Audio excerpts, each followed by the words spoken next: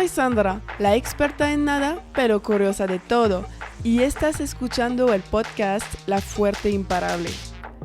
En este episodio estamos con Rubén Bañuelo, el cofundador de Cobra Film, una productora mexicana. Ellos han producido la película y la serie de las Chivas, de Cuba para Iztapalpa de Los Ángeles Azules, el documental de Mania Making el Álbum, pero también comerciales para el gimnasio Black Box o de la tequila San Matías.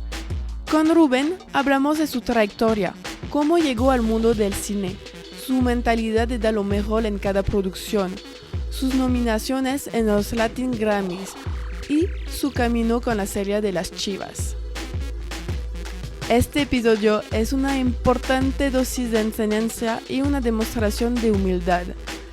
Si te gusta el podcast, puedes seguirme en Instagram @lafuerteimparable. Espero que le van a gustar este episodio con Rubén. Aquí vamos, c'est parti. Hola Rubén, gracias por aceptar mi invitación y bienvenido en el podcast La Fuerte Imparable. ¿Cómo estás? Muy bien, muy emocionado de que me hayas invitado. Muy sorprendido de este lugar donde lo estamos haciendo también. Sí, estamos grabando en Ready y está muy bonito. Entonces, para la gente que no te conocen, ¿te gustaría introducirte de la manera que quieres? Pues bueno, yo me llamo Rubén Bañuelos, soy director y productor de cine, de documentales, de productos audiovisuales, empresario y ya, soy de Guadalajara, soy mexicano. Entonces, pues, gracias por la presentación, pero antes de hablar lo que haces ahorita, de películas y todo, me encanta hablar de la infancia, porque creo que da muchas ideas de por qué haces lo que haces ahorita. Uh-huh. Entonces, ¿cómo fue tu infancia? ¿Cómo era Rubén niño? Siempre fui una bala, ¿no? Es muy chistoso, mi familia, todos güeros, de ojos azules, pelirrojos, muy chistoso, ¿no? Y yo soy así como que el único diferente a todos, ¿no? Entonces como que desde niño siempre fui, ahora sí que el arrocito negro de mi familia. Todos médicos, vengo de una familia de doctores, muy renombrada, radiólogos.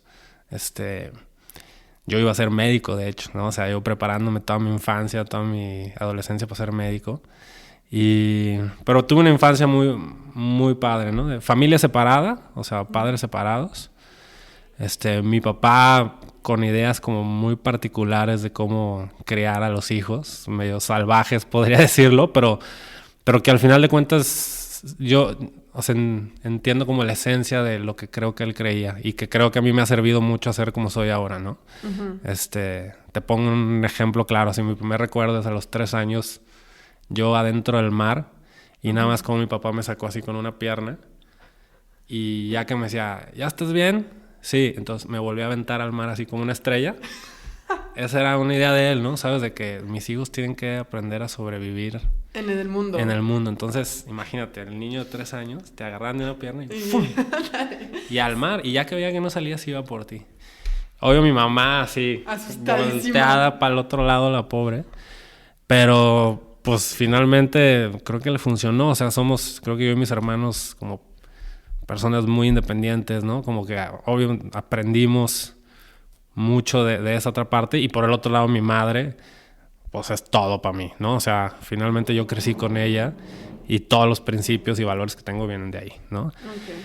Hay otra figura importante en mi familia que es, bueno, por supuesto mi hermano, que hizo ahí medio las bases de papá como él pudo. Uh-huh. Y mi abuelo, ¿no? O sea, mi abuelo es un médico muy renombrado. Que a pesar de que yo no tenía a lo mejor esas ganas de ser lo que eran todos en mi familia, siempre fue muy respetuoso de lo que a mí me gustaba. Entonces, un recuerdo muy marcado que ahora tiene que ver con a lo que me dedico es que me la pasaba yo siempre en su despacho y él tenía una colección inmensa de revistas de National Geographic, así, un muro entero así. Recuerdo así la línea amarilla de todos los dorsos de las revistas. Y yo me la pasaba en las tardes en su despacho leyéndolas. O sea, era algo que a mí me fascinaba. Okay, desde ver los dibujitos, ver, ¿sabes? Así, historias en reservas en África, en Chiapas, en Sudamérica. Y era algo que a mí me fascinaba, ¿no? O sea, desde ahí me marcó muchísimo. ¿Pero por qué te gustaba eso? En un principio yo creía que iba a ser médico, como todos en mi familia. Entonces yo decía, yo no quiero ser radiólogo, yo quiero ser ese médico que sale en estas historias y viajar por el mundo y ayudar gente y descubrir culturas. O sea, se me hacía fascinante el poder ir a un entorno totalmente ajeno al mío, y explorar y ayudar, ¿no? O sea, como que era algo lo que a mí me fascinaba y me la pasaba viendo esos documentales y reportajes, y crecí con esa idea de que yo iba a estudiar Medicina Sin Fronteras, ¿no? Que es, qué padre. Que es ese término, ¿no? Y ¿qué pasó entonces este momento de, oye, pues quieres ser doctor viajando? Muy chistoso, porque esa es una parte. Dentro de otra parte, éramos muchísimos primos. Entonces mi casa era muy divertido de niño porque nos aventaba, así llegaban los carros de todos los tíos y aventaban nomás a los niños así adentro de casa de mi abuelo, y realmente todos crecimos ahí, ¿sabes? Entonces era muy divertido porque conectamos muchísimo, 30, 40 primos, andábamos para todos lados. Sí, éramos una locura, ¿sabes? Pero tu abuelo no... No, mi abuelo feliz, o sea, de vernos ahí. O sea, él era como que, pues sí, él era el abuelo, ¿no? O sea, él estaba feliz de tenernos a todos. Y me acuerdo que desde chicos organizamos casas del terror, inventábamos historias y apagábamos, tapábamos todas las ventanas de los cuartos y tenías que hacer experiencias de terror. Entonces a mí me fascinaba crear historias de terror. Entonces haz de cuenta que yo así cortaba jitomates por la mitad y, o sea, infinidad de cosas, y entonces metías a los otros primos con los ojos vendados y le metías así el dedo al jitomate y le decías, ¡es un ojo! ¡Bah! O sea, y tonterías así, ¿sabes? Y 40 actores. Ajá, exacto. Y me acuerdo que mi primer contacto con el audiovisual fue eso. Desde chico me encantaban las películas de terror. O sea, no sé por qué. Así, yo en lugar de tener peluches tenía un Freddy Krueger, que todavía tengo así. A mis 5 años veía El Exorcista. ¿Y no te traumaba? No, me encantaba. O sea, yo como que veía algo ahí que me fascinaba. Y me acuerdo que vi eso, la película, la de It, la del payaso. Ajá. Y en ese tiempo, pues eran 2 cassettes, 2 VHS, ¿no? Entonces un VHS era como veías cuando eran niños y el otro cuando eran grandes. Y a mí no me gustó la segunda parte. Se me hizo como, no sé, hubo algo que no me gustó y entonces decidí reescribirla. Entonces mi primer guión fue una adaptación de eso, pero en lugar de los actores que veías eran mis primos. Y creé un final alterno, ¿no? Así como ¿Y cuántos años tenías en este momento? No sé, 8, 10, no sé, no tengo idea. ¿Y lo jugaste con tus primos en la casa sí, de tu abuelo? O sea, y eso, y me acuerdo perfecto escribir. O sea, ahorita ya reflexionando, o sea, es la primera vez que escribí una adaptación de guión, ¿sabes? Así de hacer algo. Y luego ya, pues siempre me llamó la atención tomar fotos. O sea, en las mismas revistas de National Geographic veía, o sea, me fascinaba, ¿sabes? Veía a los fotógrafos con lentes gigantescos, escondidos así, buscando animales, esperando.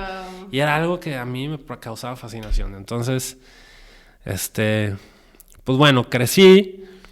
Me acuerdo que llegué a hacer cortometrajes así en la secundaria, en la prepa. O sea, ya traía yo como esa idea, pero nunca vi el estudiar cine. O sea, veía películas todo el tiempo. Como soy el tercer hijo de una familia, y soy como una especie, como se le dice, el pilón. O sea, mis hermanos son mucho más grandes. Yo fui así como que el último que el último chiripazo ahí. Entonces crecí en realidad solo, ¿me explico? O sea, sí, como, sí. Pues, o sea, entonces yo creaba, o sea, me acuerdo que de niño mi jugar con juguetes era acomodar todo el mundo. O sea, das de cuenta que así hacía castillos y ya lo de jugar ya no jugaba, ya no me interesaba. Era así como que solo me gustaba como establecer la historia. Y luego ya así como que ponerme a jugar con... Entonces, volví a hacer. Es como los Sims. La gente prefiere como crear la casa y crear tu anime, pero jugarles se aburren y crean otra casa y regresar a... Sí, entonces bueno, desde chico era muy así, ¿sabes? De crear mis historias y bla, bla, bla. Ajá. Entonces... Pero la verdad es que veía 1000 películas, así, infinidad de películas. Pero nunca pensé que estudiar cine fue una carrera, y menos en México. ¿Por qué? Pues no sé, no lo veía alcanzable. O sea, mi familia era una familia pues, de clase media alta, pero justo mi familia no lo era. Es como un fenómeno que a veces se da aquí, bueno, no sé si en todos lados, pero sí, o sea, mi mamá no era médico como todos mis tíos. Obviamente súper trabajador, trabajaba ahí, pero no teníamos digamos que los recursos que yo veía con mi primo de al lado y mis otros 40 primos, ¿no? Entonces, yo me acuerdo que decidí entrar a la escuela, a la UDG, justo para prepararme, para estudiar, para ser doctor, todo. Y pues nunca consideré que me pudieran mandar a mí a Los Ángeles o a Nueva York o a todos lados del jamás, mundo. ¿sabes? Porque aparte yo, otra de las ideas de mi papá era trabajar. O sea, yo trabajo desde que tengo, 10 años, yo creo. ¿Y cuál fue, te recuerdas de tu primero trabajo? Sí, es que mi papá tenía talleres mecánicos y yo era el ayudante. Entonces, desde cambiar, o sea, foquitos de los tableros, limpiar, barrer, ¿sabes? O sea, ahí me tenían metido así en el taller. Mi hermano y mi papá eran de carreras, de coches todo el tiempo. Entonces yo crecí ahí en el taller junto con ellos. Y me acuerdo que mi primer trabajo fue ese. Mi primer trabajo fuera de mi familia fue en una tienda que se llama El Quinto Poder, que es una tienda de heavy metal. O sea, vendían discos de heavy metal, gorras, camisas. Me acuerdo que la primera cosa que vendieron fueron unas canalas que yo no sabía qué era, ¿sabes? Yo Así no sé qué es. Son con las que haces los cigarros, el papelito. Sí, claro. O sea, fue como que me acuerdo que así el güey de la caja, así con el cabello largo, y vendía unas canales. Yo decía, ¿qué es eso? Y el güey nomás se rió y dice, güey, nada, nunca lo vas a entender. Y yo era el volantero ahí, repartía volantes. Entonces, fue, digamos, que mi primer trabajo. Y entonces siempre trabajé, ¿no? O sea, en mi casa no era de que te dieran lana, era de... No, chambeas. Tenías que chambear. Entonces he trabajado de lo que no te imaginas. Muchas horas. Todo. Sí, o sea, de todo, ¿sabes? De carwashero, de dishwasher, de... Todo que se podías encontrar. De animador, es más, hasta animador de 15 años he llegado a ser. No. Bailaba con unos amigos, hacíamos coreografías. Como éramos altos, ya nos agarraban de chambelanes y... Muy chistoso. Pero bueno, nunca creí que a mí alguien me podía mandar a Los Ángeles o a Nueva York a estudiar cine. O sea, entonces nunca fue como... ¿No lo pensaste? Una posibilidad siquiera para mí. Y la foto yo no lo veía como una carrera para mí. O sea, me gustaba. Hobby. Como hobby. Ajá, no me veía yo estudiando... O sea, fotografía. Yo en lo personal, fotografía. O sea, sentía que no lo era. Entonces iba decididísimo ya a medicina, porque la verdad... A pesar de que soy medio desmadroso, o sea, sí era vago, la neta, era muy vago de morro, pero siempre me fue bien en la escuela. Nunca fui... O sea, nunca... Era una cosa extraña, o sea, las maestras me odiaban, pero me iba bien. Entonces, no podían decir me castigaban, nada. me hacían ir a barrer las escuelas así 1 hora antes. Yo entraba 1 hora antes a la secundaria, tenía que barrer toda la secundaria para que me dieran la carta de buena conducta. Pero en la escuela me iba bien, entonces tenía promedio para entrar a medicina y todo. Y todo cambió 6 meses antes de hacer el examen. ¿Tenías 18 o 17 años. Y tengo una prima que se llama Lorena Padilla, que estudió letras, o sea, súper clavadísima. Y ella descubrió una carrera de cine en la Universidad de Guadalajara. Y ella fue, o sea, muy chistoso porque ahorita ella es directora, o sea, maestra, es una eminencia la Lorena. Pero ella llegó un día y me dijo, ya sé que vas a estudiar. Y yo, ¿cómo? Pues medicina, güey. No, vas a estudiar cine. Y yo, ¿cómo? Me dice, sí, ya hay una carrera de cine en la Universidad de Guadalajara y te vas a meter a esa. Y yo, ¿de qué hablas? Y me dice, nada más hazme caso, ve a tomar unos cursos que están dando y si te gusta, me dice, yo siento que tú tienes que estudiar eso. O sea, yo todavía así, o sea, ni siquiera una posibilidad para mí, ¿sabes? Y dije, va, y tomé el curso y ahí sí me pasó como cuando Barney en Los Simpsons se tomó la primera chela, ¿sabes? Así. O sea, en el momento que entré a un aula y que me empezaron a enseñar de narrativa del cine, o sea, fue así un clic. Médico, jamás. Y la verdad es que sí soy, o sea, nunca he sido miedoso de nada, ¿no? O sea, de que obviamente me decían, no, ¿cómo vas a estudiar cine? Te vas a morir de hambre. La verdad, ahora sí que volviendo un poco a mi formación de que siempre he trabajado, dije, güey, yo jamás me voy a morir de hambre. Sí, y como dijiste al principio de tu papá, que pues tienes que aguantar y tienes que encontrar la solución para que funcione, porque si no te mueres. Y ahora sí que como la película está de señales, siento que todo en la vida te está preparando para algo. Y entonces sí, a pesar de mi papá ser un güey tan... Sí, pues malo para ser una familia, pero loco, o sea, medio loco, pero finalmente sí me dio ciertos valores de libertad y de desprendimiento que creo que me ayudaron. Y eso más todo lo que por supuesto me dio mi mamá, ¿no? O sea... Los valores del de trabajo, formación, etcétera. de casa, de comida, de todo, ¿no? O sea... Entonces nunca tuve ese miedo de, no voy a ser ni abogado, ni doctor, ni... Entonces, ¿de qué voy a vivir? O sea, no lo tuve. Porque si yo de hambre no me muero. O sea, sé trabajar, ¿no? Entonces... Y ya, o sea, me metí al taller de narrativa del cine, se llamaba. Y me acuerdo que fui con mi mamá y le dije, mamá, voy a estudiar cine. ¿Y qué te dijo? Mi mamá es bien gritona, así de, ¡estás loco! Pero a los 15 minutos estaba de, ok, va, ¿sabes? O sea, ya que me puso así un gritillo. Sí, entonces, como tus papás te educaron a hacer lo que quieres, pero hacerlo bien y ya. Sí. O sea, siempre sí, o sea, si vas a venir a barrer, o sea, dedícate a lo que estás haciendo. Si vas a ser director de no sé qué, dedícate a lo que estás haciendo. Entonces, como siempre, tener mucho respeto a lo que estás haciendo en tu presente, ¿no? Y hacerlo bien, ¿no?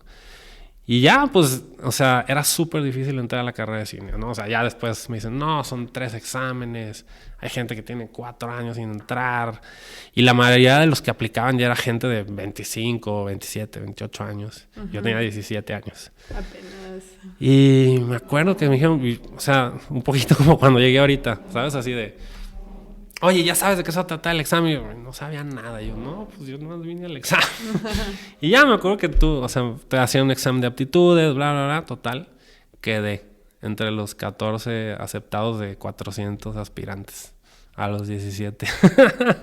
¿Y entraste a los 14? Y entré entre los 14, que en realidad eran 7, porque 7 entran por derecho de ser hijos de maestros. Entonces, en realidad solo entramos 7 de 400.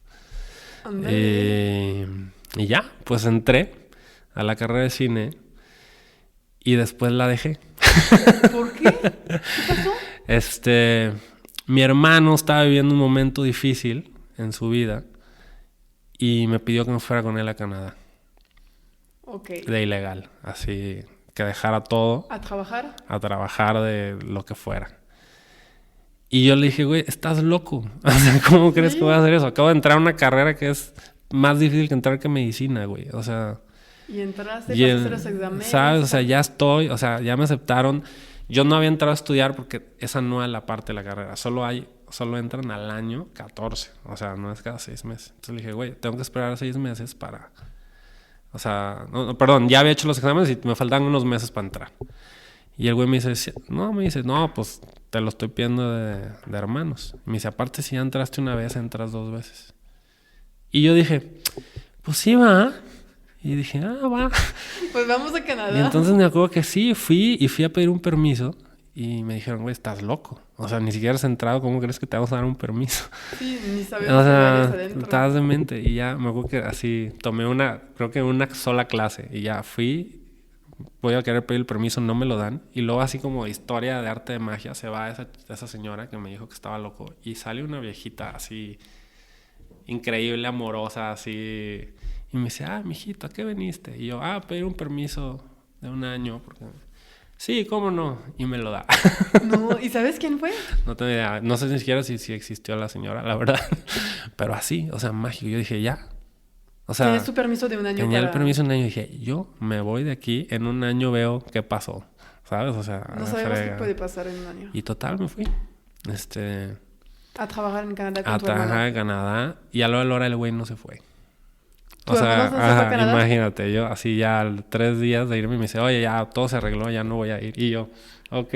Me hiciste fallar. Pero bueno, total, finalmente me fui y fue otra experiencia que creo que para mí me formó muchísimo porque me fui de 18 años a trabajar allá. Me acuerdo, me llevé a varias amigas así ahora sí que en la emoción, las emocioné y se fueron conmigo.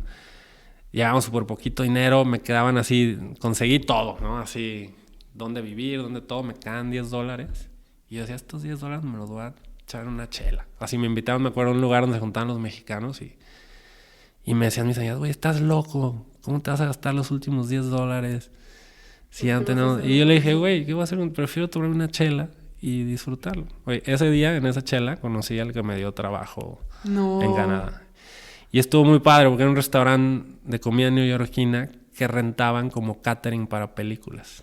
Súper bien. Entonces estuvo padrísimo porque me tocó así servirle la comida a Stallone, o sea, muchísimos artistas porque rentaban el lugar para que diera catering a la película. Entonces me tocó vivir sin estudiar de primera mano, estar en Hollywood de alguna manera, ¿no? Entonces, estar sirviendo comida en películas, en series, en muchas cosas, en contacto con ellos, viendo cómo se movía ese mundo, ¿no?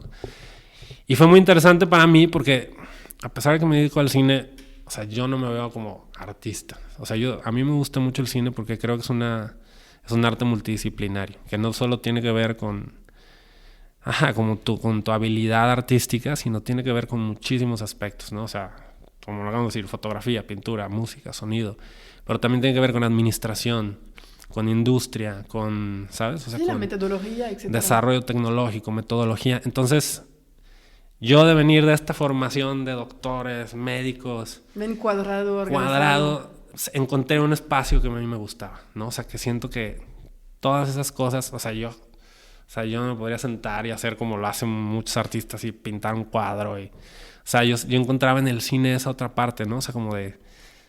Hay que ser disciplinado. Como era bueno yo para las matemáticas, para la física, pero también para la narrativa, para escribir, para leer. Entonces encontré en el cine eso, ¿sabes? O sea, toda esa conjunción de las cosas que a mí me gustaban. Y que me acuerdo que era así, ¿cómo vas a crear una historia conmovedora? Pues era casi matemáticamente, ¿no? O sea, en el cine es así. El proceso de... El timing, el proceso, el ritmo. Entonces, bueno, a mí me fascinó. Estuve ahí en Canadá, regresé y entré a la carrera de cine. ¿Y cómo la pasaste entonces? Muy bien. O sea, la verdad es que me fue muy bien. Tuve, creo que el privilegio de ser de las primeras generaciones de una carrera de cine fundada por un director ruso que se vino a México.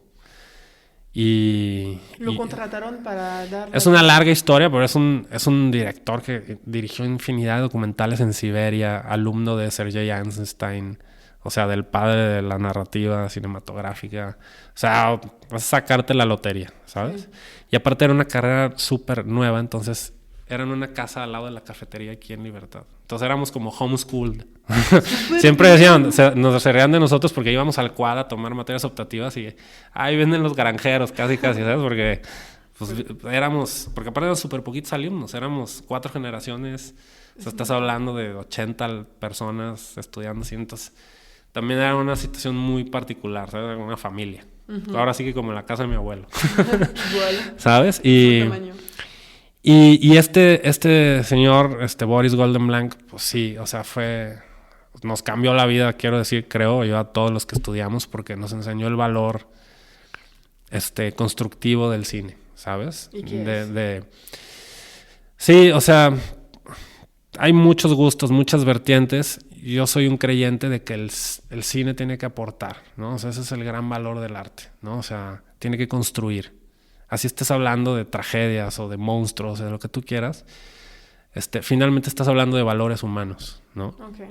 Disfrazados de lo que tú quieras, de samuráis, de aliens, y a través de experiencias personales hablas del lenguaje universal, ¿no? Que son los valores humanos. Entonces es ahí donde viene la conexión, y una película puede gustar en México y puede gustar en China y puede gustar porque estás hablando de un lenguaje universal, ¿no? Que son los valores humanos. Entonces, él muy ferviente de que el cine debe tener una causa, ¿no? O sea, y un valor agregado y una construcción. Entonces, más allá de aprender a usar las cámaras y editar, creo que nos enseñó la esencia del cine, ¿no? Del por qué hacerlo, ¿no? Y con qué sentido, y de explorar tu yo interno para saber qué es lo que le quieres decir al mundo y cómo lo quieres decir, ¿no? Y finalmente convertirte en este espectador así invisible que asimila historias y que da un punto de vista, ¿no? Sobre. Claro. Entonces, fue transformador estudiar con él.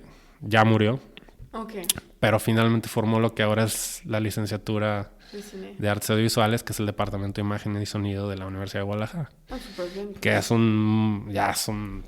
sea, una universidad hecha y derecha en el quad, con foros, con infinidad de generaciones ya de alumnos súper talentosos. Pero bueno, a mí me tocó ser parte de, los digamos, primeros. Que esos primeros. Y mi prima estaba ahí, ella también entró a estudiar cine. Ah, súper bien. Entonces, digamos que fue algo muy padre. Yo durante la carrera, a pesar de trabajar todo el tiempo, decidí no trabajar. Porque era algo que sí te decía Boris, estudiar cine es como estudiar medicina. Es un compromiso de por vida. Porque todo el tiempo estás Creando, asimilando, okay. ¿sabes? Y se necesita analizando. tiempo, no es una Entonces, carrera de mitad tiempo. Exacto. Aquí no vas a venir y chambear de 9 a 6 y a las 6 te vas. No, el cine es un compromiso de por vida. Okay. Con todo lo que eso conlleva. Entonces, obvio, es una carrera difícil. O sea, de los 14 nos gradamos 3, ¿sabes? O sea, es...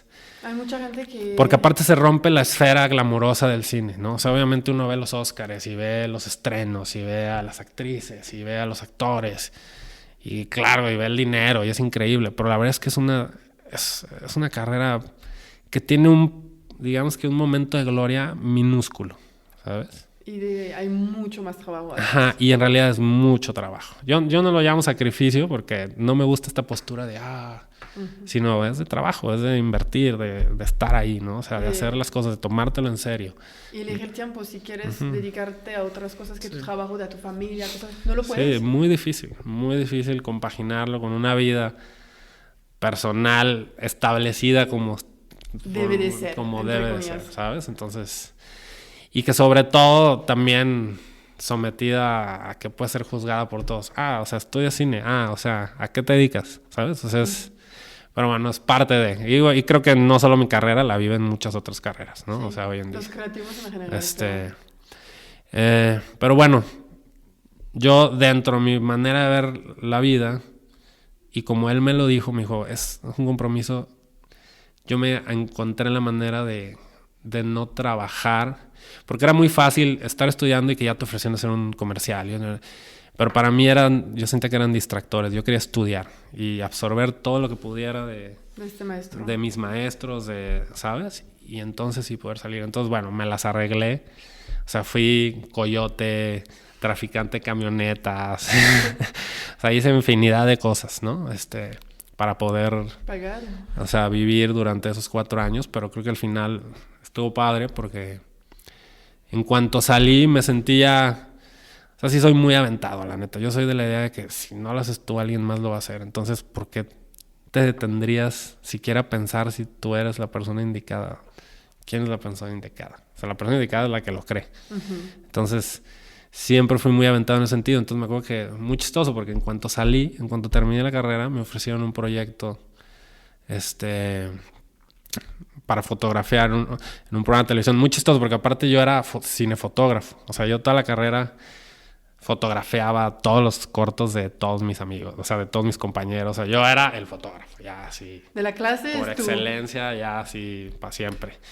Y entonces me acuerdo que cuando empecé la carrera documental, la materia documental, empecé con un proyecto que se llamaba Chiquilistlán de las Ingratas, que hablaba de un pueblito que está ahí cerca de Tapalpa, donde casi solo hay mujeres y niños y ancianos, porque todos los hombres se van a Estados Unidos a trabajar. Okay. Y era, digamos que una historia muy peculiar donde la banda del pueblo era de mujeres, la conductora de la ambulancia era mujer, ¿sabes? Así como todo el pueblo y funcionaba perfectamente dirigido por mujeres. Y entonces era un poco irónico el Chiquilistán de las Ingratas porque obviamente todo, o sea, se centraba un poquito en esa dualidad, ¿no? De no están los hombres, pero pues estamos nosotras y obviamente la familia es disfuncional, pero bueno. Y me acuerdo que ahí me fue muy bien con ese docu que yo dirigí y salían... Mi pregunta es, ¿cómo te ofrecieron primero? ¿Cómo vieron tu currículum? Porque sabemos que hay que conocer gente, entonces, ¿cómo hiciste para entrar en este mundo que, como lo dijiste, hay que tener ganas para entrar a este mundo? O sea, ¿cómo me ofrecieron ese docu?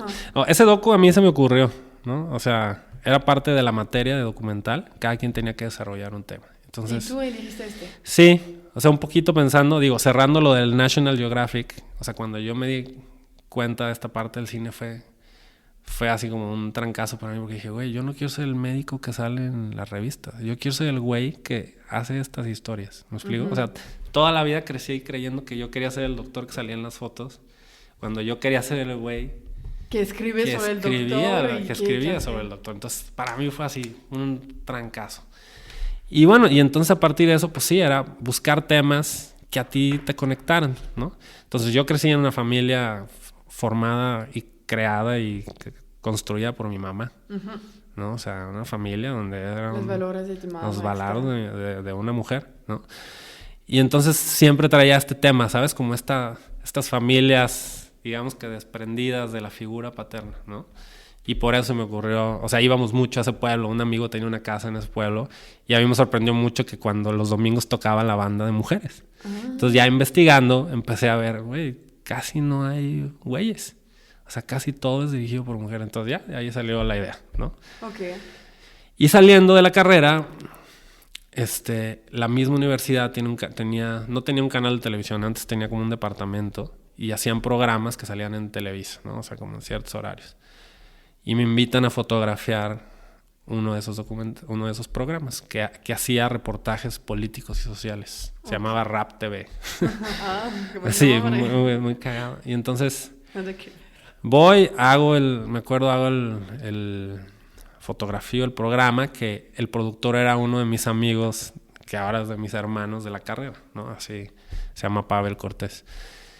Y ya, o sea, quedó muy bien. Entonces me habla la directora del programa y me dice, oye, te quiero entrevistar. Y ya, sí, me dice, te quiero ofrecer trabajo, pero de director. Y yo, no, yo soy fotógrafo. Me dice, no, yo siento que tú eres director. Y ahorita tenemos 2 directores, pero yo siento que tú puedes hacer la chamba de los 2 directores. ¿Te avientas o no? Y yo, Pues sí, jalo. obvio. O sea, así con las piernitas abajo de la mesa temblando. O sea, yo no sé, tenía 22, yo creo. Y dije, claro, pues si no lo hago yo, alguien lo va a hacer, ¿sabes? O sea, ¿por qué no voy a ser yo? O sea, si me lo está ofreciendo a mí, es que soy yo. Y ya, fue uno de los años más difíciles de mi vida, porque ahí aprendí el rigor de la televisión, ¿no? O sea, una cosa era un documental y tardarte. La Y tomar su televisión tiempo. es...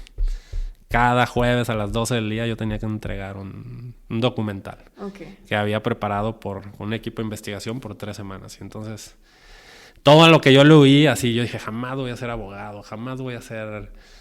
O sea, me veía los fines de semana estudiando la Ley General del Trabajo porque yo tenía, ¿sabes? Así que entrevistar a no sé quién o Y sea... tenías que separar sobre Tenía ese que tema. saber sobre el tema y tenía que ir a enfrentar al síndico de Zapopan porque habían subido el precio de Es X como cosas. Entonces, periodista. entonces, esa es la magia también del documental. Te permite vivir ¿Experiencia? experiencias que tuviste que haber vuelto a nacer para pertenecer a esas experiencias. Entonces, para mí esa es la fascinación del cine De documental. vivir muchas vidas.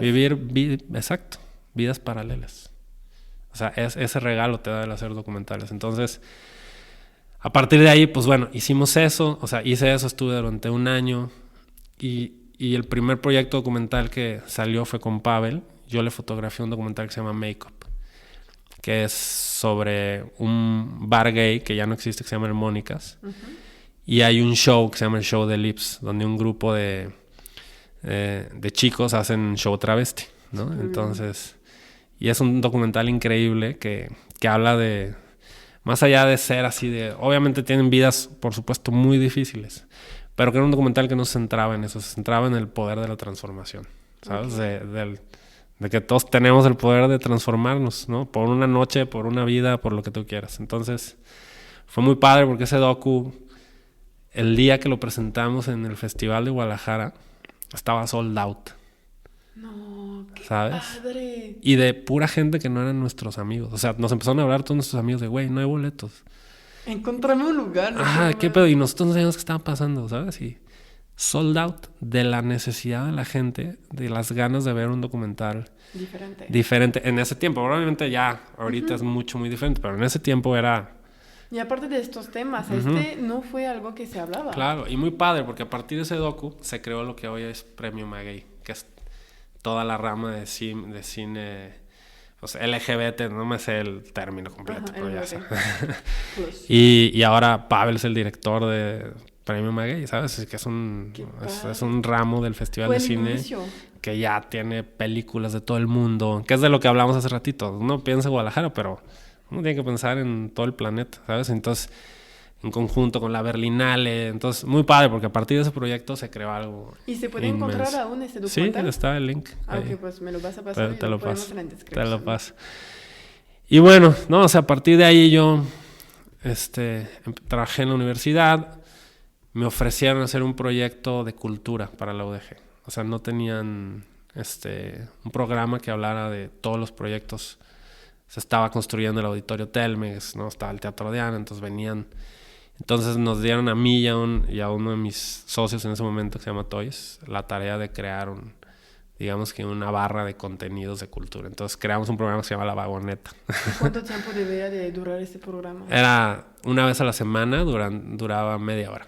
Súper bien. Y sí.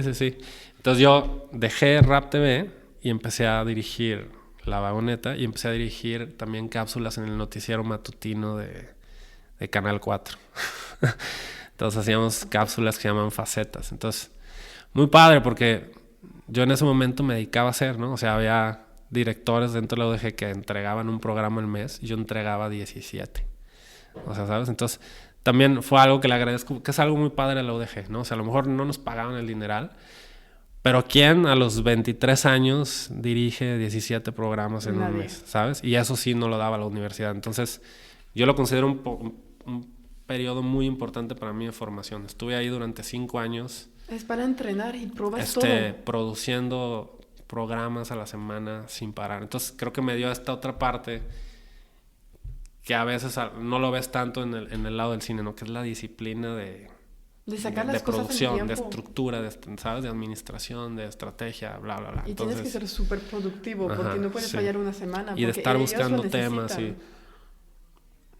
Entonces fue muy padre porque subíamos así, venían bandas de todos lados y los subíamos a una combi y los paseamos por todo Guadalajara y ahí los entrevistábamos y los llevamos al lugar y luego llegamos al concierto. Entonces fue una época muy padre que me tocó conocer mucha gente, ¿no? O sea, mucha gente. Y de la cultura, entonces son gente que cantan, artistas, lo que... Exacto. Entonces a partir de ahí decidimos poner la primer productora. Okay. O sea, de nosotros, que era aquí al lado. Se llamaba Time Bender. Time Bender porque era esto basado en el libro de Tarkovsky de Esculpir el Tiempo, ¿no? Que es a lo que se dedica el cine. En el cine tú, o sea, sabes, el escultor trabaja con arcilla, el pintor con o sea, en el cine trabajas con el tiempo y el que haces con el tiempo y la luz, ¿no? Y pues muy chistoso porque empezamos a producir otras cosas aparte del programa de tele y nos empezaron a buscar ya más empresas así para hacer comerciales, campañas, y los empezó a buscar Universal, que venía cierto actor, cierto músico y querían hacer una pequeña pieza. No, eran piececitos, o sea, yo sí, pues estábamos en los 20, en nuestros 20, pues, ¿sabes? Y nos empezaban a soltar cosas. Pero bueno, ya teníamos un buen background por los programas de televisión. Entonces, decidimos, bueno, antes de que diera yo el brinco y dejar, digamos, ahora sí que el paycheck, porque yo ahí seguía haciendo, pues sí, paycheck, ¿no? O sea, yo trabajaba y a los 15 días tenía mi chequecito, ¿no? Sí, en quincena. Y hacemos otro programa que se llamó Cadáver Exquisito, que hablaba de este juego que hicieron los surrealistas, ¿no? No sé si lo conoces, ¿no? Donde, haz de cuenta, yo escribo el cadáver exquisito y te lo paso y tú escribes de lo que lees lo que se te venga. Okay. Pero entonces tú tapas lo que yo puse y tú se lo pasas a alguien más. Entonces empieza a crear una historia solo conociendo la frase. La última frase. Y al final, pues lo lees. Entonces... Era un juego que jugaba Dalí, que jugaba, ¿sabes? Así. Entonces después se empezó a hacer en pintura, se empezó a hacer en escritura, se empezó a hacer en escultura. Y a nosotros se nos ocurrió, ¿por qué no hacerlo en el cine? Si es un arte multidisciplinario. Entonces, 5 directores, 5 guionistas, 5 actores. Entonces creamos un reality, el primer reality de cine que digamos que se hizo en Jalisco, donde invitamos así 5 directores, jóvenes directores, a que escribieran un minuto de un cortometraje solo conociendo el minuto anterior. Ah, solo el anterior, ok, va. Y ya, bueno, era todo un juego ahí muy padre, ¿no? Y a partir de eso dimos un buen brinco porque nos busca Universal me acuerdo que tembló en Chile y hicieron una de estas canciones como We Are the World, We Are the Children con muchos artistas latinos y nos pidieron grabar la parte de Maná. Así de que, oye, va a cantar Fer de Maná. Nada más que el güey tiene 1 hora. O sea, que porque venía de no sé dónde y tenía que llegar al aeropuerto, pues, ¿no? O sea, rockstars. O sea, estás hablando de otro nivel. Pero eres acostumbrado a tener timing. Y entonces, tienes 1 hora para grabar su parte del videoclip y hacer una entrevista para recaudar fondos para el terremoto. Y yo dije, va. yo me lo aviento, pero denme 9 horas de preparación para cuando él llegue y hacer 1 hora. Entonces, fuimos, preparamos, salió todo increíble, grabamos y le cancelan el vuelo a Fer. Entonces, no se va. Tenían más tiempo. Entonces, no, pero ya habíamos terminado. Así Entonces, el güey me dice, oye, no, pues todo muy bien. Me acuerdo que todos los que trabajaban se fueron. Y yo soy un creyente siempre, o a lo mejor también por vago, porque me gusta, o sea, a mí me gusta el socializar. Muy así. Me gusta escuchar a la gente, me gusta platicar, me gusta, no sé, pues finalmente es convivir. Es eso lo que hacemos. Me acuerdo que se fueron todos los de la producción, ya se querían ir, ya está, y me quedé yo ahí platicando con el manager algunas cosas. Y el Fer se acerca y me dice, oye, hay que echarnos una chela o ya te vas. Y le dije, no, vámonos. Nos echamos una chela ahí en el estudio y todo. Empezamos a platicar, nos empezó a preguntar. Me empezó a preguntar, ¿no? Pues ya le dije, hacemos esto, quiero hacer cine, documental, ¿no? O sea, acabo de hacer mi empresa, bla, bla, bla. Llegó y me dice, no, pues nosotros vamos a hacer un disco nuevo y vamos a hacer un documental. Entonces contratamos ya no me acuerdo cómo se llamaba, pero le acaba de hacer el documental a Coldplay. O sea, es un director así... Sí, es reconocido. Súper reconocido. Y ya se va a ir con nosotros a Los Ángeles, a Miami. Bla, bla. Y yo, órale, qué chido. Es un súper padrísimo. Si un día puedo ver algo, estaría increíble. No, sí, le dije, no, pues nosotros hemos hecho esto. Bla, bla, bla, porque trabajamos con muchas bandas, ¿no? O sea, cubriendo el Auditorio Telmex, bla, bla. Sí, toda la cultura. Total, ya me despido todo. Me voy a mi carro. Y cuando me voy a mi carro, me toca el manager. Me dice, oye, si regresas. Bueno. Y yo, sí. Y me dice Fer, oye, al Chile. Pues o sea, a nosotros nos late trabajar con jóvenes. Y me lateó platicar contigo. O sea, me dice, este director. Ajá. Sí, es una eminencia y todo, pero nos va a dar 15 días. Que porque anda... En chinga. ¿Qué onda? ¿Te lo avientas tú? Y yo le dije, güey, yo te doy mi vida entera, ¿sabes? O sea, firmo? No, obviamente yo por dentro, súper ecuánime, yo de, claro, güey. O sea, estoy convencido que yo puedo hacer ese documental. Si no tú, alguien más. O sea, porque siempre. dije, si yo, o sea, por algo me quedé, algo vio en mí. O sea, si ya lo está viendo en mí, ¿por qué yo no lo voy a ver en mí? ¿Sabes? Entonces, si no lo va a hacer alguien más, si no lo va a hacer John Smith de Londres en 15 días, sin importarle, como yo sé que me podría importar a mí. Y le dije, sí. Y me dice, bueno, pasado mañana llega Alex, el baterista, si quieres vamos a comer y ahí platicamos. Yo salí de ahí así. O sea, como loco, ¿sabes? Así. Entonces le hablo a mi socio, le digo, güey, acaba de pasar esto. Tenemos que escribir un documental en 1.5 días. O sea, yo tengo que llegar a esa comida. Ajá. Listo. ¿Sabes? O sea, si no, él no me va a tomar en cuenta. Y me acuerdo que ahí fue donde empieza a surgir Cobra Films, ¿no? O sea, yo tenía Time Bender y Iván, que es mi socio, que lo conoces, son muy chistosos porque nunca fuimos amigos. Sí éramos conocidos y era muy cagado porque nos vestíamos igual en la carrera de cine. O sea, él iba un año abajo. Uh-huh. Entró un año después de mí, pero era muy chistoso. Era de esas cosas como bien raras de que pasábamos por los pasillos y traíamos así de que los mismos pantalones o el mismo color de ropa, ¿sabes? Así era muy cagado. Y nunca nos hicimos amigos hasta cuando yo salí de la carrera en un taller de cinefotografía. Nos tocó trabajar juntos y hubo ahí un clic. Entonces yo me acuerdo que yo diario lo invitaba a chambear. Güey, deberías de trabajar con nosotros, hay que hacer algo juntos. Pero él estaba produciendo unos reality shows de Dinamarca en Careyes, también viviendo toda una super historia. Okay. Pero me acuerdo que cuando surge esto, yo me pongo a escribir esto y le hablo y le digo, güey, tenemos que hacer esto juntos. O sea, le dije, es un proyecto que yo no creo que podemos llevar un crew grande. Y yo siempre he sido la idea, porque yo cuando hice la tesis de mi carrera, si empiezo a divagar mucho me dices, porque soy así. No, está súper. Cuando hice la tesis de mi carrera, yo invité a los que ahora son mis socios en Cobra Films a que fueran mis asistentes de foto, porque yo me gradué como cinefotógrafo. Uh-huh. Pero yo dije, yo quiero tener de asistente a alguien al lado de mí que es igual o mejor que yo. O sea, nunca he sido de la idea de jerárquica de que tengas tú, soy el patrón y todos son mis hijos, ¿sabes? Entonces yo dije, yo quiero tener al lado de mí, en mi tesis, a personajes que yo sé que pueden hacer lo que estoy haciendo yo o mejor. Entonces me acuerdo que invité a Iván, invité a Sergio, que son Cobra Films. Y de ahí hubo una conexión. Entonces cuando sale esto de Maná, le dije lo mismo. Yo creo que es un documental que no vamos a poder llevar un crew, sino que tenemos que ir 2, 3 personas y hacer todo. Grabar, o sea, todo, porque son estudios... ¿El montaje y todo? Sí, porque le dije, son estudios de grabación pequeños. No podemos llevar 6 camarógrafos. ¿Sabes? Entonces, te invito a que dirijas esto conmigo. Y lo dirigimos y lo fotografiamos los dos. Y el güey me dice, va. Vámonos. Entonces regresa. Y, güey, escribimos, llegamos a esa comida. Bueno, yo llegué a la comida junto con Toys, que era el productor. Ya con una idea así. Y a los 15 días estábamos en Miami grabando un documental de la banda más famosa que existe. O sea, te podrá gustar o no, Maná, pero son la banda más famosa a nivel mundial. Son reconocidos. O sea, reconocidos en todos lados. Entonces, yo siento que ahí fue un primer gran cambio. O sea, entendí esta parte de las plataformas en la vida, ¿no? O sea, que me hizo entender. O sea, de repente uno ve a tus ídolos, los ves. Y se te olvida que son seres humanos. ¿Me explico? O sea, creas esta como figura idealizada de alguien, como si fuera un personaje de ficción, cuando es un ser humano como tú, con una mamá, con un papá, con una historia de vida que lo hizo llegar a donde está.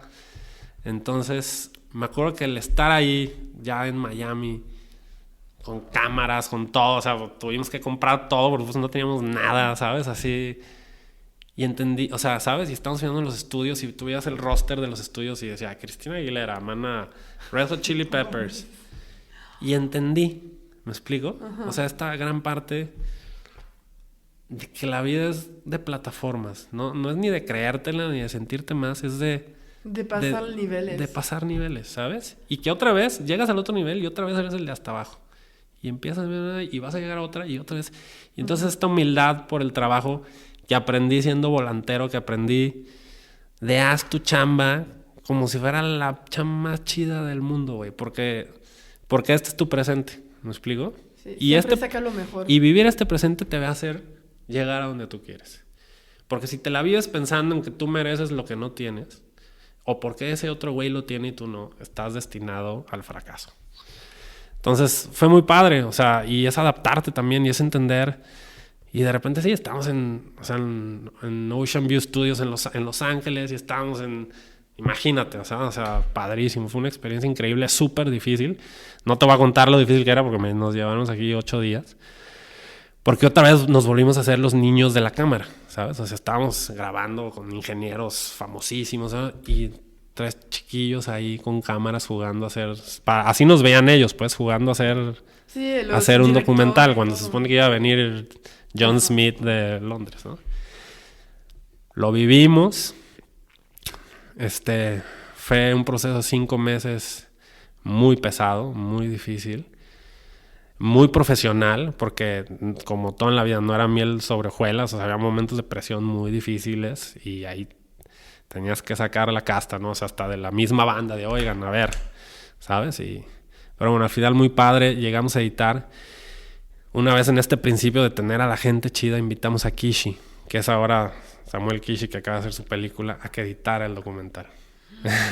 ¿Qué es lo que te digo? Y que eso es lo padrísimo de la vida. Así vas creciendo en conjunto, ¿sabes? Y te vas haciendo. Y esa es la belleza.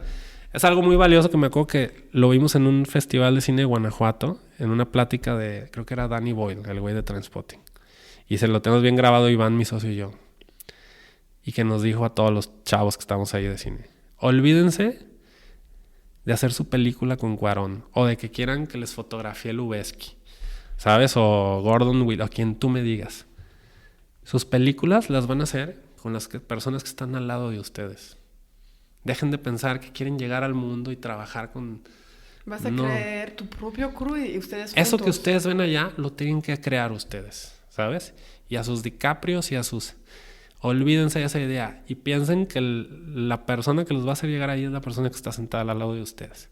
Y lo vemos ahora, ¿sabes? O sea, Kishi fue nuestra editora y ve a Kishi, ¿sabes? O sea, sí. Entonces es un proceso bien padre, ¿no? O sea, de gente, de aprendizaje y de colaboración, porque finalmente el cine es eso, es colaboración. Sí, porque ¿sabes? necesitas como el tema, los actores. Sí, todo. Esa es la belleza del arte multidisciplinario de hacer películas, ¿no? Entonces, bueno, long story short, hicimos el documental. nos contrata después Warner para hacer otro documental. O sea, ya no nos contrató Maná. Ahora sí la disquera nos dice, oigan, pues queremos que hagan la gira mundial. El tour. Y ya, o sea, lo hicimos y fue muy padre. O sea, estuvimos en Miami, en Puerto Rico, en California. Y me acuerdo que ahí fue otra plataforma muy importante para nosotros, de esto que hablamos, porque fuimos durante un año los chiquillos de las cámaras. Me toca, yo estaba haciendo un proyecto con Vogue. Vogue, sí, Vogue. Pues digo, aparte del documental, pues hacíamos muchas otras cosas. Entonces, hacíamos mucho fashion film, ¿no? O sea, Iván tenía, por otros proyectos que tenía, como conectos en eso, y entonces nos empezó a ir muy bien haciendo fashion films. Nos ve la gente de Vogue y nos invita a trabajar con ellos. Entonces hacíamos proyectos con ellos. Yo estaba en el DF, me acuerdo. Y ya nomás nos quedaba ir a España a filmar el concierto final de la gira para cerrar nuestro documental, ¿no? Nos echamos un volado para ver quién iba, porque nada más podía ir un director con una cámara. O sea, eran producciones pequeñitas, sí. O sea, ¿sabes? Pero que también nos formó cañón. Y me acuerdo que yo gané el volado. O sea, ya después Iván me confesó, me dijo, güey, tiré el volado 5 veces, las 5 las ganas tú, güey. O sea, ya vete tú. Sí, tienes que ir. Y me acuerdo que yo llego a España, llego al soundcheck, termina la banda, se van y yo me quedo con el tour manager, un muy buen amigo, Fabián Serrano. Y de repente ya estoy ahí haciéndome güey, esperándolo para ir a cenar. Y estaba en mi compu y en eso así, un océano de mensajes. Rubén, no sé qué. Y yo, ¿qué pedo, güey? Y me habla Blanca, una amiga con la que ahora estoy trabajando, fíjate qué chistoso. Me dice, ¿no sabes, verdad? Y yo, ¿qué? Estás en CNN. Y yo, ¿por qué? Los acaban de nominar a un Grammy. Y nosotros. O sea. ¿Cómo? O sea, era algo que ni siquiera lo pensaste. Lo podía pensar, ¿sabes? O sea, yo ni siquiera sabía que yo podía estar nominado a un Grammy. O sea, ni siquiera sabía que existía una categoría de documental musical, ¿sabes? O sea, esos de los días que para mí fue un game changer de vida. 1 como experiencia y 2 como empresa, 3 como desarrollo profesional, pero 1 como persona. O sea, fue muy... O sea, híjole, ni siquiera lo puedo escribir, ¿sabes? O sea, de asimilarlo, o sea, me abrazaban, o sea, nos validó en todos los sentidos. Y ahorita no es más los niños, son los güeyes que son nominados en los grandes. Pero no solo me validó con el crew de ahí, me validó desde que yo tenía 5 años. Tu creencia en todo, desde siempre. ¿Sabes? Tú podías hacerlo. Ajá, de que yo podía estar siendo feliz como actor, pero de que creí en cómo me formé y en lo que yo buscaba y en lo que yo deseaba, en ser fiel a esta cosa que uno sabe cuando está haciendo bien o está haciendo mal. O sea, tú puedes hacer pendejo a todo el mundo, pero no te puedes hacer pendejo a ti. Porque en un segundo en que te haces pendejo a ti, estás destinado al fracaso. Entonces, desde validarme con mi familia, ¿sabes? De que... del arte. No, ajá, ¿sabes? Desde validarme con mis amigos, y finalmente validarme a mí. Decir, güey... Y ya, pues de ahí la verdad es que sí hubo un cambio muy grande para nosotros porque pues fuimos a los Grammys, no ganamos. Pero bueno, fue padrísimo y ahí sí hubo un gran cambio. Empezamos a trabajar haciendo muchísimo, o sea, ya nos empezó a buscar. O sea, a partir de ahí hice otro documental con Jesse Joy que nos vuelven a nominar al Grammy. Voy por segunda vez, pierdo por segunda vez. Hicimos documentales de Los Ángeles Azules, en Cuba, me fui un mes con ellos a hacer un documental. Siguiendo todo. Sí, y empezamos a trabajar muchísimo haciendo, digamos que ya, o sea, fundamos Cobra Films y digamos que el trademark de Cobra Films era eso, ¿no? O sea, era contar historias transformadoras, ¿no? Porque siempre nos preocupamos a pesar de estar haciendo un trabajo por encargo y de una banda, es utilizar a la banda para hablar de valores universales, ¿no? Y que eso es lo que creo que fue el éxito en nuestro caso, ¿no? O sea, en encontrar eso. Sí, que finalmente es nuestra formación, ¿sabes? Uh-huh. Pero es encontrar eso, o sea, ¿por qué esto? ¿Por qué? ¿Sabes? O sea, sí, son la banda más influyente, sí, ¿me explico? Y finalmente nos fuimos a hacer otro proyecto increíble que se llama Compass, ¿sabes? O sea, tuvimos un mes en Nueva York, un mes en Los Ángeles, un mes en Londres, un mes en Sao Paulo, un mes en México, con 90 músicos en 25 estudios. Entonces sí, una vez más la plataforma creció, pero la esencia es la misma, ¿me explico? O sea, sí. Era bien padre llegar y platicar con, o sea, el director de los videoclips de puta, güey, quien me digas, güey, Daddy Yankee, de Ricky Martin. Y eran un güey igual a mí, ¿sabes? Que nada más vive en Miami y trabaja, ¿me explico? Sí, o sea, y tuvo su creencia, creo, en sus sí, cosas, y es un chingón chambeó y lo vivió, pero finalmente es un güey como tú y como yo. Ajá, ¿sabes? que va a la súper Y que tiene sus platicamos de problemas. cosas increíbles y que nos dimos consejos y que ahora ya somos amigos, ¿me explico? Y finalmente se va rompiendo esta barrera de creer que el mundo es inalcanzable, ¿sabes? O de que solo existe, de lo que hablamos, de lo que te decía al inicio, nuestro microcosmos, ¿sabes? Cuando no, Hay mucho más hay allá. mucho más allá. Y sí, o sea, a veces suena trillado cuando escuchas así a futbolistas, tienes que pensar en ser campeón, pero es que la verdad es que sí lo tienes que pensar, ¿sabes? Porque si no, nunca lo vas a proyectar en tu cabeza. Tienes que mentalizarlo de Ajá, antes y ¿sabes? tú puedes llegar allá. Sí. Y es eso, ¿sabes? A veces es una cuestión más de creer que de saber, ¿sabes? O sea, de creer en ti, de creer en de dónde vienes, del por qué has hecho lo que has hecho. Y que a lo que te van a presentar vas a llegar con lo que tienes. No quiere decir, es como un poquito como en el box, ¿no? O sea, mucha gente le da miedo subirse porque sienten que le vas a pegar. Te van a pegar, güey. Así es la vida, ¿sabes? Pero aguanta, pero aprendes haciéndolo. Pero tú vas a traer lo que tú traes. O sea, lo que traes contigo y eso va a ser, ¿sabes? Y vamos a ver qué pasa. A lo mejor es bueno o es malo, pero la experiencia es real. ¿Me explico? Sí, es cierto, Entonces, no es solo de pensarlo, es de hacerlo. y bueno, así digamos que o sea, profesionalmente así fue la vida. En otro nivel. Y obviamente hemos hecho muchísimas cosas en paralelo. Y, o sea, Iván empezó un proyecto de tequila con una tequilera. Nos nominaron en Cannes. Ganamos el Delfín de Oro en Cannes. Que es como el Cannes Corporate de proyectos corporativos. Súper bien. Y pues bueno, así ha sido la historia. Empezamos ya recientemente. Conocimos a Mauri, que es el dueño de las Chivas, por el lado del cine.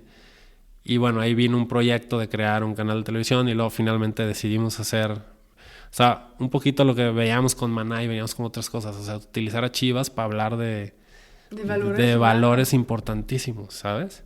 Y que estás viendo documentales de fútbol, pero te importa un comino el fútbol. O sea, estás viendo historias de personajes y lo que han tenido que hacer para llegar a donde están. Y también el fenómeno social que es Chivas y etcétera, ¿no? Pero es siempre lo mismo al fin, es de como de humanizar a la gente. Es el chiste de todos los documentales que hiciste es de humanizar cada persona que estás grabando. De verdad que sí. Pensas que es intocable, pero mira, aquí está. Y que se reduce a mi experiencia de la adolescencia. O sea, es ese médico que vi en la revista, es esa directora de orquesta que vi en Chiquilistlán. ¿Me explico? Los valores son los mismos. Simplemente lo que cambia, o sea, es el vehículo y es muchas otras cosas, ¿sabes? Todo. Y ya, bueno, finalmente hicimos un documental más hace un par de años, que fue la tercera nominación del Grammy de José Alfredo Jiménez. Y pues sí, o sea, básicamente en eso ha sido, digamos, que mi formación hasta ahorita. Está muy padre, sí. Pero hiciste mucho más, porque obviamente te conozco de antes, pero tenía que investigar, porque todo el mundo dice, güey, es un crack. Bueno, gracias. Pero lo que me gustó es que, como te conozco de afuera, siempre hiciste cosas que te gustaba. Siempre. Y eso está increíble, porque siempre pienso que hay dos escuelas en esto. Gente dice, no, tienes que aceptar todo, también si no te gusta es nada. Y tú aceptaste todo porque te la creía que lo podías hacer, pero también siempre fue cosas que cuando te conocemos, sabes que hay un fit, Red Bull, tequila, NFL, lo de música, porque todos los conciertos. Y ¿cómo lo ves tú de alguien que quiera hacer película, por ejemplo? ¿Qué recomendarías de hacer para empezar? A mí me sirvió mucho generar mi trabajo, porque eso me daba el control. O sea, un parteaguas que igual no conté fue dejar el paycheck. Fue un gran miedo en mi vida. Pues sí. Porque yo, o sea, obvio mi madre me apoya, o sea, es el bastión de mi vida, pero nunca fue de que me diera dinero, o sea, entonces yo tenía que, para comer, para pagar, o sea, yo tenía que chambear, ¿sabes? Entonces me acuerdo que llegó un punto donde yo dentro de mí decía, ya lo que hago aquí en el canal, lo hago en automático, o sea, ya lo hago, o sea, ya es, no quiero decir fácil, pero ya, o sea, ya está hecho, ¿sabes? O sea, ya es un proceso que se vive y que incluso otra cosa que es uno de los valores ahí con Boris y con mi familia que yo vi, era, o sea, lo que recibiste, compártelo. Entonces, él me acuerdo que nos decía, o sea, yo ahora estoy aquí dando clases, un día van a estar ustedes, ¿sabes? Entonces, tienen que ser compartidos, tienen que ser generosos de lo que se les ha dado. Entonces, siempre he tenido yo la idea de jalar gente, ¿sabes? O sea, gente que tenga el lienzo en blanco. O sea, yo no soy tan fan como justo esto que nos decía el Danny Boyle, ¿no? O sea, de traerme así, a la eminencia fotógrafo. Prefiero, o sea, me he metido a los salones así del día, a ver, ¿quién quiere chambear? Y desde mi punto de vista y mi experiencia, ayudar a formar y dar camino a la gente. Entonces, mucha gente ha mismo que aprendiste en Querétaro, es tu gente, es con tu gente que vas a crecer. Sí, porque finalmente esa gente es la que después va a chambear conmigo. Y que mucha gente que empezó en Cobra y o sea, ahora los ves y, güey, no mames, o sea, son güeyes muy chidos, ¿no? Y creo que eso me ha ayudado a mí, ¿sabes? El generar mi entorno, porque me da control y me permite hacer lo que quiero. ¿Me explico? Entonces, en el momento en que yo me amarré así el cinturón y dije, voy a soltar el cheque, nunca más he tenido que buscar trabajo, te lo juro. O sea, nunca he tenido que buscar trabajo. Siempre tengo trabajo. Porque estaba consciente del entorno, o sea, creé mi entorno, creé mi empresa con la estructura que yo veía. Y desde ese día que solté el cheque, me acuerdo que fue antes de lo de Maná y todo eso, o sea, que justo íbamos a empezar, siempre he tenido trabajo. O sea, siempre así. Cae un proyecto, cae otro, te busca alguien más. Ya vieron lo que hiciste y te cae, ¿sabes? Y entonces siempre ha sido... Porque como lo dijiste, pienso que de lo que ve hay dos giros. Uno es que cuando lo haces el trabajo lo haces al 100. También si, como si iba a ir a los Grammys, también si no fue, siempre haces lo mejor que podías dar. Y también la parte de conexión. De siempre hablar y de humanizar a la gente. Sí. De hablar como, no te conozco, pero pues, ¿qué rollo? Sí, y porque eso que es otra cosa de los regalos que nos ha dado la vida, que es que me da la posibilidad de elegir los proyectos en los que trabajo. ¿Por qué?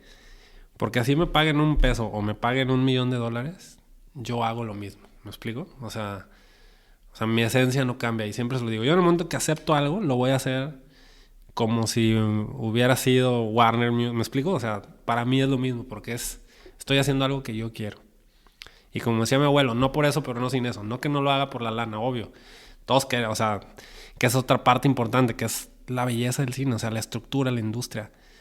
O sea, vivir bien de lo que te gusta. O sea, ese es el sueño para mí, ¿sabes? Total. Porque todo el tiempo estoy haciendo lo que quiero, ¿sabes? Y estoy viviendo como quiero, ¿no? O sea, entonces sí, a mí me sirvió eso, o sea, como el dejar de paniquearme. O sea, no sé si por como sea yo, a lo mejor soy muy infantil o lo que sea, pero nunca ha sido, o sea, nunca me ha paniqueado el futuro, ¿sabes? ¿Por qué? Porque yo pienso en mí, o sea, en de dónde vengo, en mi capacidad, en lo que, o sea, sé que lo que yo voy a dar. Ya hay muchas otras circunstancias de la vida por las que podría salir mal o no, pero yo sé que la constante soy yo, ¿sabes? O sea, y sé lo que traigo, y sé lo que tengo, y sé lo que sé, y sé lo que no sé también, que eso también te permite ser humilde y decir, ayúdame en eso. Oye, tú, ¿me explico? Entonces, y esa es la chulada, porque luego a esa persona que jalaste y empieza el networking, ¿sabes? Oye, está esta otra cosa, va. Oye, ¿me explico? Entonces... Y todo el mundo se apoya porque ves que trabajan cosas, pues tengo este proyecto y el otro te dice eso y tú tienes... Y siempre lo digo de broma, a lo mejor me ven en todos los bares y no sé, pero yo siempre estoy así. O sea, ¿sabes? Viendo, analizando comportamientos, historias, cosas, o sea... Es una chamba que qué belleza, ¿no? O sea, la estás viviendo las 24 horas, ¿no? Súper bien. Y tengo una pregunta sobre eso, de justo de tu chamba. ¿Tienes el contrato con alguien de lo que es un documental, pues documentales en la mayoría? ¿Cuál es el proceso? Porque ellos tienen una idea. Nosotros, el objetivo de la empresa es promocionarse y que la gente compre sus cosas. Pero tu objetivo es hacer el storytelling, de hacerlo bien para que se vea natural y no en comercial puro. Sí. ¿Cómo se hace ese...? Siempre se tiene que buscar, o sea, es que ha sido bien padre porque también el mundo cambió, ¿no? O sea, a mí me tocó vivir esta transformación del análogo a la digital, por ponerlo a un lado. Y ahora ya todo es storytelling. Puro. Todo es aquí, en este rectangulito del celular. ¿Me explico? Entonces, el mundo comercial como existía cambió. ¿Me explico? O sea, entonces ahora la gente, las empresas buscan esencia, buscan vender sin vender, buscan personalizarse, buscan identificarse. Entonces, pues ese es el principio del cine. ¿Me explico? Entonces, yo, por supuesto, tengo proyectos que tienen que ver con lo que me apasionan, pero también cuando hago proyectos por encargo, hacemos lo mismo. ¿Me explico? Y si no, o sea, porque si no, no lo haría. ¿Me entiendes? O sea, entonces la marca te buscan para eso, entonces, para humanizar. yo las marcas con las que he trabajado es porque saben que yo voy a hacer eso. ¿Me explico? Y de hecho, todas las marcas que te contrataron tenían una figura. Los de Red Bull tenía la persona de kayak, no olvidé su nombre. Sí, Raf Ortiz, ¿no? O sea, bien padre, con Red Bull fue bien padre, porque yo empecé haciendo los comerciales de las carreras de softbox, ¿sabes? Así, no los comerciales, los eventos de que construyes tu carrito muy cagado y ya será cagado y chistoso y les gustó y nos decían, no, es bien difícil trabajar con Red Bull porque tienes que seguir estatutos. Y los hicimos y salió perfecto y nos dijeron, no, oigan, ahora va a haber uno de B-Boys, de güeyes que bailan. Entonces ahí yo, por ejemplo, ahí cambió con Red Bull porque fuimos a Monterrey a hacer el video y yo me acuerdo que al final, cuando iba a ganar el güey, en lugar de enseñar quién ganó, haz de cuenta que se ve que hace su último paso, cortas y vas a un momento de abstracción del güey. O sea, me acuerdo así como en un prado. Y está bailando solo y está hablando del por qué baila en su vida, ¿sabes? Y luego ya ves que gana. Y me acuerdo que ahí Red Bull, o sea, no se esperaba eso. O sea, como que primero dijeron, ¿qué pedo con este? Pero después les encantó, ¿sabes? O sea, dijeron, güey, o sea, es que le diste trasfondo al concurso, ¿sabes? De por qué estos güeyes hacen lo que hacen y no nomás eran güeyes ahí peleándose a ver quién daba más piruetas, ¿no? Ajá. Es el porqué siempre. Y a partir de ese me ofrecieron el primer documental producido por Red Bull en México, que fue el de Raf Ortiz. Y luego después de eso lo hicimos, nos fuimos a Veracruz, hicimos La Caída y después, años después, hice Compass con Red Bull, que fue este documental por todo el mundo. Entonces, es a lo que voy. Empezamos haciendo carreras de coches, pero queriendo hacer la mejor carrera de coche, ¿sabes?, que puedes encontrar en todo. Y después, así, plataforma tras plataforma. Entonces, así ha sido con las empresas. Ellos saben que quien nos busca es porque vamos a hacer eso y porque nos vamos a comprometer en encontrar el hilo, que finalmente es un win-win, porque es yo hacer lo que yo quiero y a ellos darles la mejor arma de venta que puede existir, que es la verdad, y es la esencia, ¿no? Entonces, digamos que así funciona. ¿Y cómo es el proceso? Pues es el proceso como el proceso creativo de cualquier película, de cualquier documental, que es, ¿sabes? O sea, seguir los lineamientos, de encontrar tu premisa, de encontrar tu logline, una sinopsis, ¿sabes? A los personajes, a bla, bla, bla. No, o sea, seguir todo un proceso creativo de narrativa. Que hay que estudiar en la UDG. Sí, o donde sea, ¿no? O sea, ahorita ya el mundo ha cambiado tanto. O sea, yo siempre lo he dicho. O sea, la universidad está ahí para que la uses. Nadie te va a hacer estudiar. O sea, entonces, depende de uno, ¿no? O sea, y tú puedes estudiar en la UDG, puedes estudiar en Harvard. Y si no tienes interés, va a ser la misma, ¿me explico? Nada va a salir. Y también ahorita hay en línea aparte. Exacto, ahora ya tal triple cambio, ¿no? O sea, total. Pero sí creo en la estructura, o sea, yo sí soy de esa escuela, ¿sabes? De entenderla para destruirla, ¿sabes? O sea, cómo funcionan las cosas para que después tú... Hace tus propios codos, romper los códigos. No, tiene que ser así, pues si yo creo que puede ser de una otra manera, lo voy a hacer. Sí, pero sí creo que es importante, porque finalmente esa es la sustancia. Luego de repente ahorita como... Ya puedes grabar millones de horas y seguro te vas a encontrar algo padre. Pero ¿qué grabar? Esa es la chamba, ¿sabes? O por qué estás grabando. O sea, entonces sí creo que la formación es muy, muy importante para después hacer lo que tú quieras. Ajá, y tener esa significación. Y ahorita si podrías armar el película, la serie o lo que sea, pero tú puedes elegir todo. El tema, tienes el budget infinito. No, puedes hacer lo que quieres. ¿Qué te gustaría hacer? Tu ultimate dream. Híjole, no tengo un ultimate dream. Tengo la idea de... Me gustan las historias. Fíjate que me gustan las comedias románticas. Uh-huh. Siento que es un tema trivializado, que luego es así como demasiado explotado, pero a mí me parece increíble, ¿sabes? O sea, siento que se pueden hacer comedias románticas padrísimas, o sea, como con sustancia, con profundidad y que sean, porque finalmente la vida es así, la vida es sufrir, es llorar, ¿me explico? O sea, tiene como esos... Sí, no puedes delinear. Ajá, entonces, o sea, sé que uno de mis deseos es hacer una comedia romántica que tengo ahí, o sea, ya estoy en ese proceso. Qué que sea una comedia romántica con un fondo, ¿sabes? O sea, sustanciosa, que no nada más quede así en la anécdota. Siento que es un recurso muy padre. Que nos podemos identificar realmente en eso. Y que tiene que ver con los papás, bueno, la mía. Ay. hablando de mi historia. O sea, al final yo voy a hablar de lo que... ¿Conoces? De lo que conozco, ¿no? Entonces, también así, o sea, no sé, me gusta tomarme la vida... No a la ligera, pero disfrutarla. Entonces, como viene. Por eso me gustan las comedias románticas, fíjate. O sea, como... O sea, encontrar esta ligereza, pero que también la risa es la llave del alma, ¿sabes? O sea... No hay mucha gente que puede hacer el reír. ¿Sabes? Y en el momento que haces reír a alguien, puedes después entrar hasta la cocina. ¿Me explico? Entonces... Es como diremos cuando vamos a un date. Que si tú haces reír el chico o la chica, pues sí, ya, ganaste. Vas para adentro. Entonces, es un poquito como cuando dices de las Chivas. Para mí hablar de las Chivas era entrar a un sector de gente que solo ve fútbol y novelas. ¿Sabes? Sí, pues sí. Y que vive de eso. Entonces, yo tengo la oportunidad de esa gente mostrarles una historia más profunda a través de ese conducto. Entonces, siento que en este otro lado, así como del romantic comedy, siento que hay una llave muy interesante que hablando comercialmente es muy rentable, que es un poco esto que te digo, ¿no? O sea, en mi cabeza yo veo todos los lados. O sea, hacer cine que funcione, que... ¿Sabes? O sea, en cuestión... Pues que tiene valores de que proyecto, pero que también funcione como película, ¿me explico? Entonces, es un modelo que a mí me gusta. Que sí, si tuviera todo el budget del mundo, creo que me aventaría así algo. Ándale, pues se va a hacer. Vamos a ver eso seguro, pronto. Y me gustaría saber, porque no es un trabajo godín, es un trabajo que es más que se reparte en años. Entonces, ¿cómo organizas tus días? ¿O semanas? ¿O cómo sale? Sí, la verdad es que yo no... O sea, es muy complicado que haga planes personales más allá de 3 semanas. Okay. Sí, es difícil con las parejas, con la familia. O sea, porque sí, o sea, no vives una vida de lunes a viernes, ¿sabes? Entonces, yo siempre lo digo que es un poco como ir a la guerra. Okay. ¿Sabes? Porque te preparas y vas.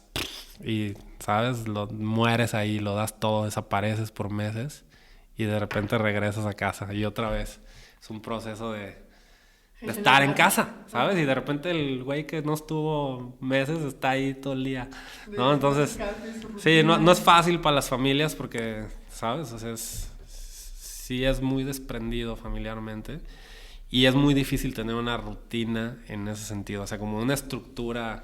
Al día a día. Ajá, el calendario que existe es el calendario del proyecto. O sea, y ya. No existe el domingo, existe los deadlines, ¿no? O sea, los puntos. Pero que también yo lo veo como algo fascinante, o sea, a mí me fascina, o sea... ¿Te encanta estar al 100 no existir por horarios, sino existir por ganas. O sea, en nuestra empresa es así, ¿sabes? O sea, tenemos gente... que ahora con la pandemia vive o sea, una vive en Washington, ¿me explico? Así, me entregas tu trabajo, por mí puedes vivir donde quieras, ¿sabes? O sea, y tú cumple con tus proyectos y... Entonces, un poco en eso, ¿no? O sea, basado, digamos que a calendarios de proyectos que te van acomodando los días, ¿no? Entonces, de repente sí, hay meses que tengo... mucho tiempo como para hacer otras cosas. Hay meses que no existo. No te vemos. Ajá. ¿Y cuál es el reto o obstáculo que más difícil te ha pasado? Con la serie que hicimos para Amazon o sea, después de que hice la película de Chivas,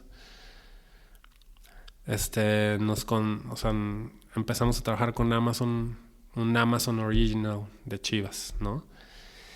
Que digamos que fue muy importante porque creo que es una de las producciones más fuertes que se ha hecho en Jalisco a nivel de presupuesto, estructura, porque logramos tener un presupuesto global. O sea, no era un presupuesto para series nacionales, que es cierta cantidad, sino que era un presupuesto para series mundiales. Un poquito volviendo. Increíble. Entonces, con todo lo que eso conlleva, ¿sabes? Podría sonar increíble, pero la verdad es que fue muy difícil. Muy difícil porque, una vez más, las plataformas. O sea, toda esta carrera que te he platicado, hicimos la película pensando en esta serie para poder hablar de, ¿sabes? Tal, quién va a trabajar con nosotros.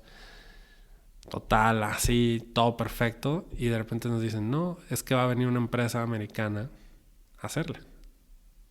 Tú trabajas para hacer... Y nosotros, ¿cómo? Sí, o sea, esto es un Amazon Original internacional. O sea, no hay industria en México para hacerlo, o sea, y menos en Guadalajara. Entonces imagínate el golpe No, que preparas toda la película. personal, de vida, o sea, ¿sabes?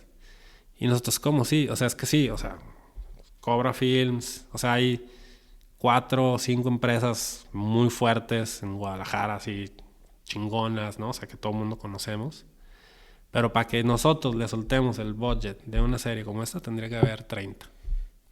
Y tendría que haber estudios de no sé qué, y una vez más te enfrentas al mundo global, ¿no? O sea, la realidad. De esto no es Hollywood, ¿sabes? O sea, no podemos escoger de 15 postproductoras, no podemos escoger de 30 escritores, no podemos escoger de 18 showrunners, entonces no. O sea, va a venir una empresa de Hollywood a decirles cómo trabajar. Entonces, son golpes muy fuertes de...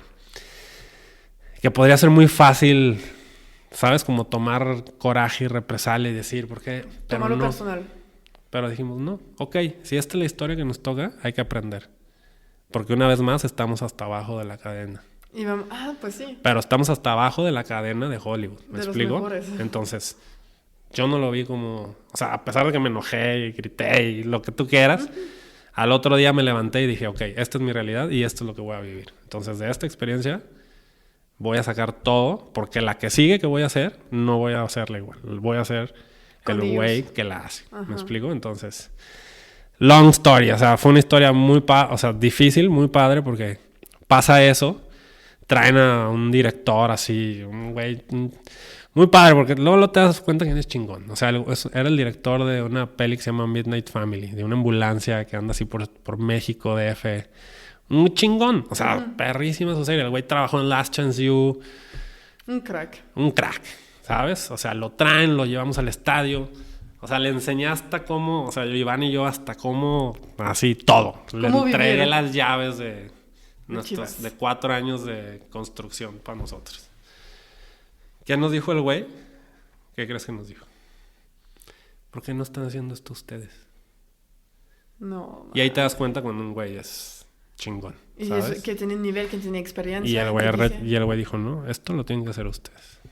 O si lo hago yo lo tengo que hacer con ustedes. Mano a mano.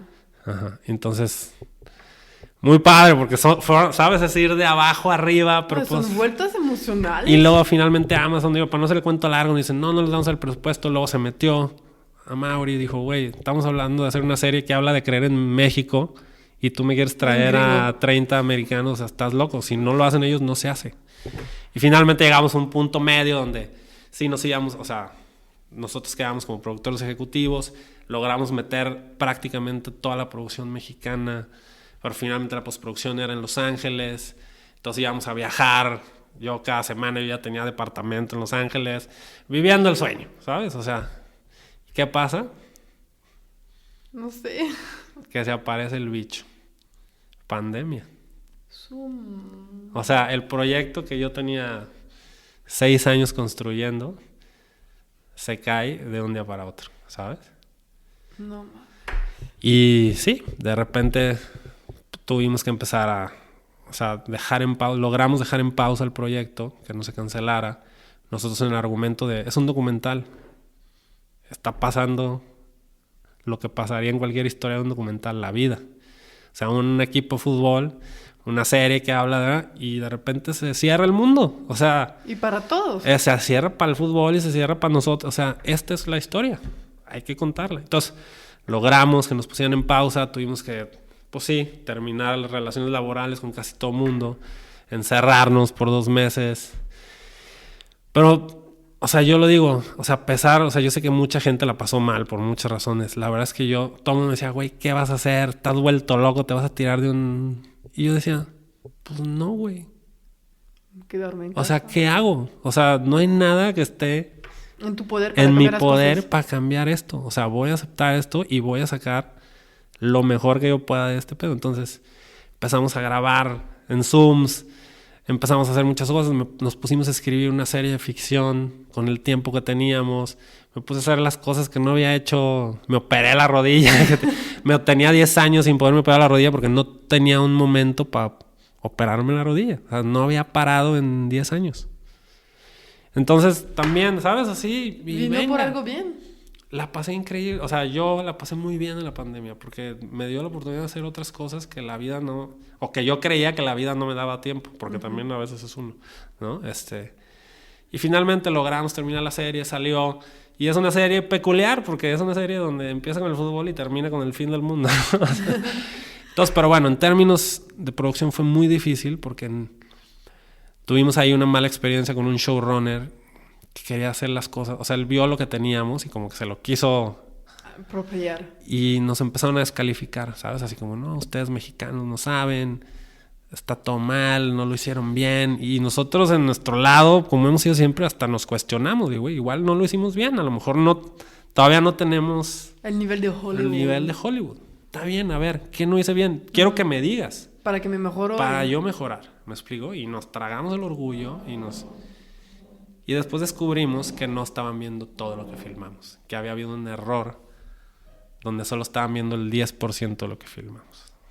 No. Entonces fue una batalla que a lo mejor cualquier otra persona hubiera dicho, chinguen a su madre y se va. Y nosotros decidimos pelear. Uh-huh.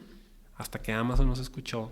Se fue ese showrunner, vino otro showrunner con el que sí nos iban a proponer a nosotros de showrunner. Finalmente no nos pusieron porque Amazon nos protegió. O sea, de, güey, ahorita ya va a ser más burocrático que otra cosa. Ustedes terminen creativamente la serie con un showrunner americano. Y total, encontramos un showrunner ya con otra perspectiva, americano, sí, todo. Pero bueno, llegamos ahí a un punto y logramos terminar la serie. Cuando pudimos haber tirado la toalla y haber hecho una serie terrible, que quedara ahí nuestros 6 años, dijimos, güey, tenemos una vida queriendo llegar a este momento. No vamos a tirar la toalla ahorita, ni de loco. O sea, a mí me sacan de aquí. O sea, porque inconsciente, muero, ¿sabes? O sea, si hay algo que yo sé que soy es que no voy a parar, ¿sabes? Y finalmente se nos dio. O sea, pudimos reestructurar la serie. Fue muy difícil. O sea, hicimos algo que creo que no se había hecho nunca en Amazon, que era que reestructuraran como reestructuraran para nosotros. Y finalmente fue el parteaguas para que se empezara a considerar más a productoras mexicanas en shows originales, ¿me explico? Y que no estén hechas enteramente en Estados Unidos. Entonces, se está viviendo ese proceso ahorita y finalmente nuestra serie fue de las iniciadoras, ¿no? O sea, entonces tiene otro valor, aparte de ser una serie que te puede gustar o no, es una serie que sí marcó sí. En términos de producción, algo importante. Y está padre porque ellos también les da, oye, pues no solo nosotros lo podemos hacer, uh-huh. Hay otros. Y ve la capacidad y ve la mentalidad de, yo lo voy a hacer. Si yo lo hice hasta ahorita, lo puedo terminar. Sí, yo me pude haber molestado, inventado la madre, decir racistas. No, preferí chambear y que lo vean ellos con sus ojos, ¿sabes? O sea, y finalmente lo vieron, ¿no? O sea, y es un proceso que no va a ser, o sea, no es medicina, no te curas de la noche al mañana, no vas, pero sé que lo que yo haga puede afectar, o sea, que finalmente somos parte de una historia más grande. Sé que a lo mejor lo que yo hice va a hacer que güeyes mucho más cracks que yo, que están estudiando ahorita, van a tener en un Amazon, contexto distinto. ¿Por qué? Porque ya no es esa realidad.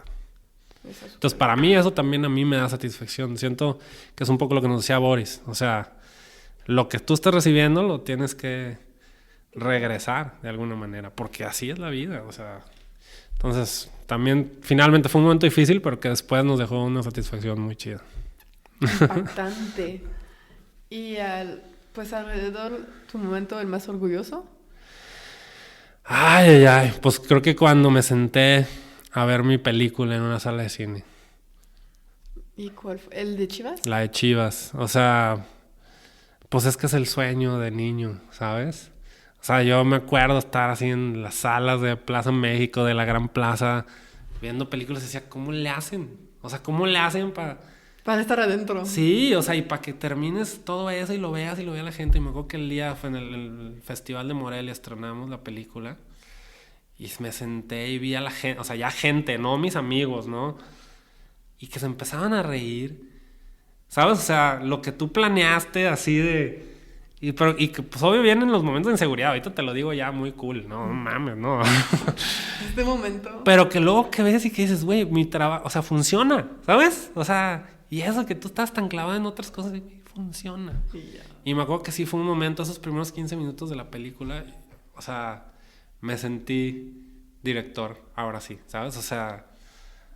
Y hiciste mucho más antes, muchas otras cosas, pero sí. este momento... Pero ese momento, pues sí, es esa figura de la infancia, de verte en una sala con algo que dice tu nombre, con gente en una premiere, ¿sabes? O sea, fue un momento para mí muy personal, o sea, ni siquiera lo conté, creo, o sea, fue como, híjole, no, sí, ahí sí se me llenó el pecho. Qué bonito. Y pues... Rubén, ahorita estamos llegando al fin del podcast, sí. Y tienes que contestar a preguntas que todo el mundo contesta. Muy bien. Si tuvieras la oportunidad de cenar con alguien vivo o muerto, ¿quién sería? Con Bill Murray. ¿Quién es? Es un actor que sale en una de mis películas favoritas, se llama Perdidos en Tokio, pero también salen Los Cazafantasmas. Güey, no, o sea, tiene una conexión directa hacia mi risa. O sea, siento que es estos personajes justo que hablan de... A través de la comedia también generan cosas más profundas. O sea, como era Robin Williams, ¿sabes? O sea... Y aparte era una figura que en mi infancia, así, yo veía a Los Cazafantasmas, vi infinidad de películas con él. Siento que, o sea, saldría ahí hecho pipí de la risa, ¿sabes? O sea, y sería feliz. O sea, creo que sería la escena más divertida de la vida. Ándale. ¿Nos podrías hacer alguna recomendación de algún libro, podcast, película, música que te inspire al día de hoy? Ajá. Soy muy fan de un director que se llama Mike Mills. Tiene una película que se llama Beginners, hablando, mira, del tema, ¿sabes? Pero es la historia de un güey que no sabe interpretar sus sentimientos y que su papá se declara gay a los 78 años cuando muere su esposa con la que vivió toda su vida, pero decide vivir su sexualidad a sus 78. Super. Y entonces habla de estos inicios de todo, ¿sabes? O sea, la historia de este güey es un güey que no se sabe, o sea, comunicar de manera afectiva y conoce a una chica y que medio en el mismo pedo, pero en ese no saber encuentran su conexión, ¿sabes? Entonces, acá saqué una peli que está por salir, que se llama Come On, pero es la historia con Joaquín Phoenix, con el Guasón, padre e hijo. Me gustan las historias padre-hijo. Familiares. Sí.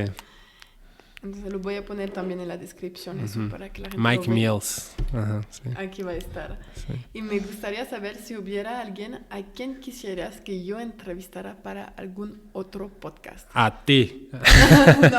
Hay que hacer tu podcast. Sí, en el 100. Me gustaría... híjole, me agarraste en curva. O sea, de lo que sea. Alguien que te inspira, que la historia te inspira y que te gustaría saber su historia. A ver, déjame pensar. Pues a Kishi estaría muy padre. Samuel Kishi. Ok. Es un director que siento que ahorita está haciendo... O sea, tiene un proceso diferente al mío, pero que eso es lo padre, ¿sabes? O sea, cómo nos hemos conectado y luego viajado por distintos caminos. Y creo que él ha logrado también a través de sus experiencias y de... O sea, tú lo ves en sus películas, tocar ahí fibras muy especiales y que a mí me late mucho y lo admiro porque somos amigos, ¿sabes? Entonces, conozco su proceso, entonces creo que tendría cosas muy padres que decir. Va, pues aquí vamos a estar entonces próximamente. Sí. Y por fin, ¿dónde te puede contactar la gente? Si quieren interactuar contigo, en El Gallo, seguro. No, pues en ¿En redes sociales? en Instagram, pues es Rubén R. Banuelos. La verdad es que casi lo único que uso. O sea, Ok. entonces Pues creo que vamos ahí. a poner allá tu Instagram Sí. y si la gente quiere contactarte, aquí por allá. Buenísimo. Pues muchas gracias y nos vemos la próxima semana. Gracias. Bye. Gracias por escuchar este episodio hasta el fin. Si te gustó, lo puedes compartir a alguien que podrían interesar y motivarlo a ser arquitecto de su propia vida. Nos vemos la próxima semana. A bientôt.